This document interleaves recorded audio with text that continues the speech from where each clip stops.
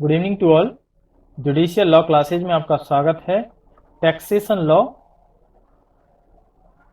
Law की ये series चल रही है, इसकी आपकी ये थर्ड वीडियो है। इससे पहले मेरी आपसे रिक्वेस्ट है, चैनल को अगर आपने सब्सक्राइब नहीं कर रखा है तो सब्सक्राइब जरूर कर दें। इसमें हम देखेंगे कि मकान संपत्ति से आय, मकान संपत्ति से जो आय होती है उससे आप क्या समझते हैं, और उन मदों को भी बताना है जिन पर मकान संपत्ति से आय कर नहीं लगाया जाता है। तो अब हम डिस्कस करेंगे कि मकान संपत्ति से आय जो है उसके बारे में क्या प्रावधान है। इसको अगर इंग्लिश में कहेंगे तो कहेंगे income income from house property. English के टर्म जानना इंपॉर्टेंट है, कभी कभी क्वेश्चन में हिंदी कुछ अलग तरीके से आ जाती है। ठीक है, तो इनकम फ्रॉम हाउस प्रॉपर्टी, तो ये क्या होता है इसको समझेंगे, और कब इस प्रकार की आय पर कर नहीं लगता, उन मदों को हम देखेंगे। तो इसकी मेन पॉइंट्स देख लेते हैं हम। तो पहले इसमें देखेंगे परिचय, इसके बाद मकान संपत्ति से आय का क्या आशय है धारा 22 के अनुसार। इसके बाद देखेंगे संपत्ति से आप क्या समझते हैं, स्वामी से आप क्या समझते हैं, संपत्ति का उपयोग क्या है उससे आप क्या समझते हैं, मकान संपत्ति का वार्षिक मूल्य क्या होता है, ये कैसे निर्धारित होता है, वार्षिक मूल्य क्या है, इससे क्या तात्पर्य है धारा 23 के अनुसार, वार्षिक मूल्य का निर्धारण किस प्रकार से होता है, या 9 पॉइंट है वार्षिक मूल्य में से की जाने वाली कटौतियां क्या होती हैं। तो ये पॉइंट आज हम डिस्कस करेंगे। ठीक है, चलिए स्टार्ट करते हैं। तो इसमें सबसे पहले परिचय देखिए कि आय, मकान संपत्ति से जो प्राप्त होने वाली आय है वो काफी महत्वपूर्ण होती है, और आयकर द्वारा इस पर कड़ी निगरानी भी रखी जाती है कि मकान संपत्ति से कितनी आय कैसे प्राप्त हो रही है, वो कर योग्य होती है, उस पर कर लगाया जाता है। ठीक है, क्योंकि एक आय का महत्वपूर्ण स्रोत है आयकर विभाग के अंतर्गत भी। अब इसके प्रावधान जो है संपत्ति से आय, मकान संपत्ति से आय के जो प्रावधान है धारा 22 से लेकर 25 के अंतर्गत दिए गए हैं आयकर अधिनियम के अंतर्गत। ठीक है, अब सबसे अगला जो क्वेश्चन इसमें अराइज होता है वो ये है कि इस जो मतलब जो आय लगता है वो मकान संपत्ति पर लगता है, लेकिन वास्तविक रूप से इसका अधिरोपण जो होता है वो स्वामी पर होता है, क्योंकि वास्तविक संपत्ति पर अधिकार स्वामी के रहते हैं। ठीक है, तो कर का अधिरोपण जो होता है वो स्वामी पर होता है। सेकंड पॉइंट है अपना ये मकान क्या है, यानी मकान से आप क्या समझते हैं। तो धारा 22 के अनुसार मकान वो है जो संपत्ति मकान या संलग्न भूमि हो उसे मकान माना गया है, या करदाता उसका स्वामी हो। ये मकान के लिए जरूरी है कि मकान क्या माना जाएगा, यानी करदाता उसका स्वामी हो और उस पर कर अधिरोपित होता हो। संपत्ति का प्रयोग व्यवसाय या ऐसे जो पेशेवर कार्यों में ना किया जा रहा हो, तब वो आपका मकान कहलाएगा। तो ये तीन बातों से कोई भी स्थान मकान का रूप धारण कर लेगा। ठीक है, थर्ड पॉइंट है अपना संपत्ति से क्या अभिप्राय है धारा 22 के अंतर्गत। तो संपत्ति से अभिप्राय मकान या मकान से संलग्न जो भी भूमि है उसको इसमें सम्मिलित किया जाता है। अब इसके लिए ये आवश्यक नहीं है कि दीवार छत फर्श आदि की आवश्यकता ना होकर के इसके लिए आवश्यक है संपत्ति के लिए कि वो सीमेंट पत्थर चूना पत्थर या ईंट इससे वो निर्मित हो, ये आवश्यक चीजें होती हैं। ठीक है, ये ईंट चूना पत्थर वगैरह। जहां कोई भी व्यक्ति द्वारा मान के चलो उसका कोई व्यवसायिक कार्य के लिए बाजार में दुकान है या फिर उसका गोदाम वगैरह है, अब वो उसका उपयोग ना करके, उसका पेशेवर व्यवसाय में उपयोग ना करके उसको क्या है किराए पर उसने दे दिया है, तब ऐसी स्थिति में वो पूरी संपत्ति है उस पर अगर वो किराए के लिए दे रहा है तो वो कर योग्य मानी जाएगी, क्योंकि स्वामी उससे किराए एक तरह से किराए के रूप में आय प्राप्त कर रहा है, तो संपत्ति से प्राप्त आय के अंतर्गत वो देखा जाएगा। ठीक है, तो ये संपत्ति से अभिप्राय था। इसके बाद अगला पॉइंट है अपना कि स्वामी से क्या अभिप्राय है, स्वामी हम किसे कहेंगे। तो स्वामी मुख्य रूप से ऐसा व्यक्ति होता है, स्वामी मुख्य रूप से ऐसा व्यक्ति होता है जिसके पास कुछ अधिकार होते हैं संपत्ति के संदर्भ में, यानी उस विशेष संपत्ति में मकान संपत्ति जो होती है उसमें विशेष अधिकार होते हैं और उसके कुछ आदेश होते हैं जिनका अगर उस संपत्ति के संदर्भ में उसे देना हो तो अन्य लोगों को मान्य होना आवश्यक है। तो ये मुख्य रूप से स्वामी होता है। इसके बाद जो अपना अगला पॉइंट है, एक पॉइंट यहाँ पर छूट गया, वो है अपना कि मकान संपत्ति का वार्षिक मूल्य क्या होगा। एक मिनट, यानी मकान संपत्ति का वार्षिक मूल्य, ये क्या होगा? तो मकान संपत्ति के वार्षिक मूल्य से यहाँ पर साधारणतः यही आशा है कि जो मकान संपत्ति का अगर कोई भी व्यक्ति उसको किराए के रूप में दे रहा है, ठीक है, तो किराए के रूप में वार्षिक रूप से पूरी साल के संदर्भ में जो भी उससे आय प्राप्त हो रही है तो वो वार्षिकी मूल्य कहा जाएगा। या किराया तो एक तरह से उसका एक आय का आकलन करने का एक तरीका हो गया, वरना और भी कई प्रावधान हो सकते हैं संपत्ति के आकलन के लिए, लेकिन पूरे वर्ष के संदर्भ में जो उसका मूल्य रहता है उसको मकान संपत्ति का वार्षिक मूल्य कहा जाता है। अगला पॉइंट 5वां है अपना संपत्ति का उपयोग। यानी संपत्ति के उपयोग में सिर्फ इतना है इसमें कि मकान संपत्ति का जो उपयोग है वो किराए के रूप में हो सकता है और उसका प्राप्त किराए पर आयकर लगाया जाएगा, लेकिन उसका उपयोग किसी भी व्यवसायिक या पेशेवर कार्यों के लिए नहीं किया जा सकता है। इस संदर्भ में एक केस भी है, आयकर आयुक्त वर्सेज चंपालाल जीवाराम। इस संदर्भ में ये था कि जो भी जॉइंट फैमिली होती है या कुटुंब का व्यवसाय होता है, कोई भी कुटुंब जो होता है उसके संबंध में कर्ता उसका प्रतिनिधि होता है। अगर वह किसी संपत्ति को व्यवसाय के रूप में अगर उसको दे देता है किराए के रूप में या व्यवसायिक कार्यों के लिए, तो उससे जो भी आय प्राप्त होती है वो आय पूरे कुटुंब की आय मानी जाती है।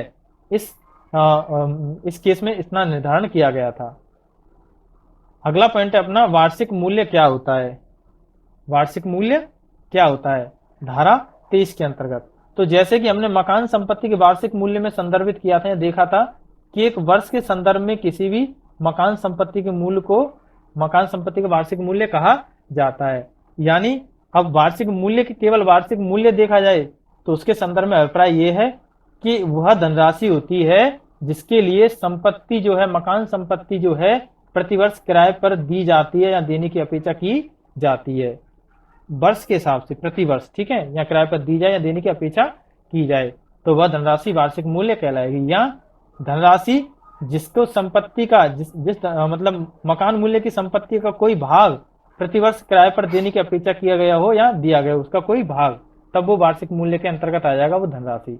अगला है किसी भाग से प्राप्त राशि या खाली स्थान पर अनुमानित वार्षिक प्राप्त योग धनराशि को वार्षिक मूल्य माना जाएगा। ठीक है, इसमें एक महत्वपूर्ण बात यह है कि मान के चलो किसी भी स्वामी द्वारा किसी व्यवसाय के कारण अन्य स्थान पर अपना एक आवास रहने के लिए बना दिया गया। अब वो व्यवसाय करने के उपलक्ष्य में उस आवास में पूरी तरह पर्याप्त रूप से वर्ष भर रहने में समर्थ नहीं हो पाता है, उसमें नहीं रहता है, तब उस मकान का वार्षिक मूल्य शून्य माना जाएगा। तो इसमें एक महत्वपूर्ण बात है वार्षिक मूल्य के संदर्भ में। सेवंथ पॉइंट है वार्षिक मूल्य का जो निर्धारण है, वार्षिक मूल्य का निर्धारण है वो किस प्रकार से होता है। तो जो वार्षिक मूल्य का निर्धारण है, एक तो इसका आधार किराया हो जाता है। किराए के संदर्भ में हम देख लेते हैं, अगर किसी वर्ष भर किसी भी मकान संपत्ति को दिया जाता है तो वर्ष के आधार पर उसका वार्षिक मूल्य निर्धारित हो जाता है। अन्य इसके युक्त कारण भी हो सकते हैं। युक्त कारण ऐसे हों कि इसका वार्षिक मूल्य ना तो कम रहे ना ही इतना अधिक हो जाए जो पूरी तरह युक्त ना बैठे। तो इस प्रकार के वार्षिक मूल्यों का निर्धारण इसमें होना चाहिए। इसके साथ ही जो वार्षिक मूल्य है ये क्षेत्र विशेष द्वारा भी निर्धारित होता है कि किस प्रकार के क्षेत्र में वो मकान संपत्ति स्थित है, उसके आधार पर भी उसका मूल्य बदल सकता है वार्षिक मूल्य का। या इसका आपके जो नगर पालिकाएं होती हैं उनके द्वारा भी एक वार्षिक मूल्य निर्धारण कर दिया जाता है, सकल जिसको हम बोलते हैं, जो वार्षिक मूल्य नगर पालिका के द्वारा निर्धारण किया जाता है क्षेत्र विशेष के संदर्भ में। इसमें एक केस भी आपका शीला कौशिक वर्सेज आयकर आयुक्त। इसमें यह कहा गया था कि जो किराया नियंत्रण कानून है उसके अंतर्गत जो भी आपका किराए के लिए मूल्य निर्धारित कर दिया गया है उस मूल्य से कोई भी मकान मालिक अधिक मूल्य वसूल नहीं कर सकता है किराएदार से। ठीक है, तो उसमें ये निर्धारित किया गया था इस केस में। अगला जो पॉइंट है अपना वो है 8th पॉइंट, यानी वार्षिक मूल्यों में से की जाने वाली कटौतियां क्या हैं। जो वार्षिक मूल्य में से कटौतियां की जा सकती हैं वो क्या है, धारा 24 एवं 25 के अनुरूप। तो पहला पॉइंट ये है कटौतियां जो मकान संपत्ति के वार्षिक मूल्य में से की जा सकती हों। यानी वे कटौतियां कौन सी हैं जो मकान संपत्ति के वार्षिक मूल्य में से की जा सकती हों। पहला पॉइंट ये है इसमें कि कि मकान संपत्ति का 30% भाग में काट करके बाकी बचा कुचा भाग अगर आयकर नियमों के अंतर्गत आ रहा है, उस पर कर लगाया जा सकता है, तो बचे कुछ भाग पर कर लगाया जाएगा। 30% इससे पर कर नहीं लगाया जाएगा मकान संपत्ति के संदर्भ में वार्षिक मूल्य पर। अगला यह है कि किस निर्माण या नवीनीकरण हेतु उधार की ब्याज जो होती है, उस ब्याज पर भी किसी भी प्रकार के या क्रय के संदर्भ में हो, किसी भी प्रकार का कर नहीं लगाया जाएगा, वो कटौतियों के अंतर्गत आएगा, यानी ब्याज को इसमें शामिल नहीं किया गया है। अगला पॉइंट यह है कि स्वामी द्वारा स्वयं के निवास के खरीदने, निर्माण करने पर, मरम्मत करने पर, नवीनीकरण करने पर एवं उधार, वहां ऐसी कटौती अधिकतम 30,000 रुपये हो सकती है, उससे ज्यादा नहीं। यानी जो भी राशि होगी उसमें 30,000 रुपये निकाल करके बची कुछ राशि अगर कर के अंतर्गत आएगी तो उस पर कर लगाया जाएगा। इसमें एक केस भी है आपका शिव किशन वर्सेज आयकर आयुक्त का केस है। इस केस में यह निर्धारित किया गया था कि किसी भी व्यक्ति द्वारा ब्याज का विलंब से भुगतान किया जा रहा है, ठीक है। अब विलंब से भुगतान किया जाने पे क्या है कि किसी व्यक्ति द्वारा विलंब से करने का उस पर अतिरिक्त भी ब्याज लगा दी जाएगी। तो जो अतिरिक्त ब्याज लगेगी विलंब से भुगतान करने के कारण, तो कोई ये नहीं कह सकेगा कि ब्याज में तो कटौती की गई, ब्याज पर किसी प्रकार कर नहीं लेगा, तो ये चीज मान्य नहीं होगी। अतिरिक्त ब्याज पर कटौती नहीं होगी, वो कटौती नहीं की जाएगी, ठीक है। उस पर कर के संदर्भ में उसको देखा जाएगा। अन्य क्या बात है इसमें कि ब्याज का भुगतान भारत से बाहर होने पर कटौती नहीं की जाएगी ब्याज के संदर्भ में, अगर ब्याज का भुगतान भारत से बाहर हो रहा है तो, ठीक है। अगला यह है करदाता द्वारा किराए में छूट पाने पर धारा 24 के अनुसार और उस राशि को प्राप्त करने पर कर योग्य माना जाएगा। यानी किसी करदाता द्वारा किराए में छूट प्राप्त कर ली गई है, अब वो किराए की जो राशि है अगर उसे पुनः प्राप्त हो जाती है तो उस राशि पर कर लगाया जाएगा, वो राशि कर योग्य मानी जाएगी। धारा 25 का के अनुसार अप्राप्त किराया बाद में वसूल होने पर संपत्ति से प्राप्त आय में आएगा। यानी जो भी अप्राप्त किराया जो प्राप्त नहीं हुआ है तो उसको संपत्ति में ही शामिल कर लिया जाएगा, और उस किराए का जो भी मूल्य होगा वो मूल्य संपत्ति में शामिल करके कर योग्य माना जाएगा।